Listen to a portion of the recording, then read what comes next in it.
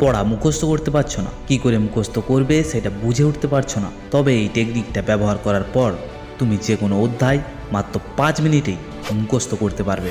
আর একে বলা হয় 3-2-1 রুল, যা তুমি মাত্র 3টি স্টেপে ব্যবহার করতে পারবে। স্টেপ নাম্বার 1, যে কোনো টপিক 3বার মনোযোগ দিয়ে পড়ো। প্রতিবার পড়ার সময় বিষয়টাকে বোঝার চেষ্টা করো।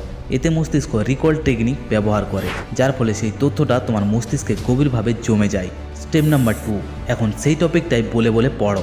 যখন তুমি জোর জোর উচ্চারণ করে পড়ো তখন তোমার সেন্সগুলো সক্রিয় হয়ে যায়। এতে তোমার মস্তিষ্ক বিষয়টাকে আরও দ্রুত মনে রাখতে পারে। স্টেপ নাম্বার 3, এবার একটা রাফ কাগজ নাও এবং যতটুকু মনে আছে সব লিখে ফেলো। যদি কোথাও ভুলে যাও তবে বই খুলে আবার রিভিশন করো। এই 3টি স্টেপ পড়া মুখস্থ করা নিনজা টেকনিক, যা তোমার জীবনকে পুরোপুরি বদলে দিতে পারে। এই রিলটা তোমার ব্যাক বেঞ্চার বন্ধুদের সাথে শেয়ার করতে ভুলো না। আর এমনই আরও স্মার্ট ট্রিক জানতে আমার চ্যানেলটিকে সাবস্ক্রাইব করতে ভুলো না।